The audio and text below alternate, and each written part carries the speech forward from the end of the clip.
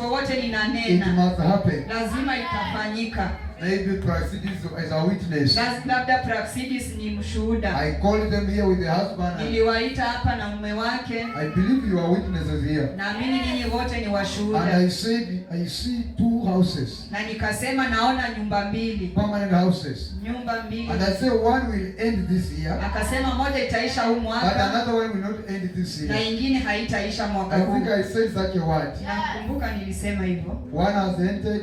Ingine imeisha. I think imeingiwa, si ndio? Mama.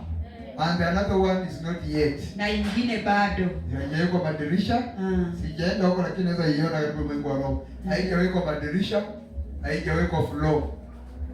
Haijapigwa hizo plaster. Amejenga. Baada ya kumtabiria alimaliza kama wiki 3. Akaenda akajenga nyumba moja permanent na mama. Niliambiwa ni mapati 48, ma 42 something like that. 40 ya mama 40. Na hiyo ingine mapati 60.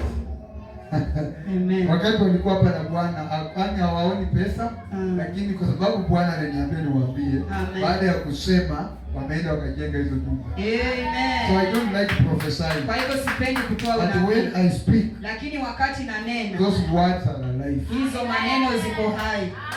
Am I helping somebody? Ninamsaidia mtu. So the problem with that lady is at the gate. Kwa hivyo shida ya huyo mwanamke kwa malango yake. You need to go and pray, speak to that gate. Unafaa uende uongee kwa hiyo gate. I see the altar of witchcraft. Ninaona madhabahu ya kichawi at the gate. Kwa gate.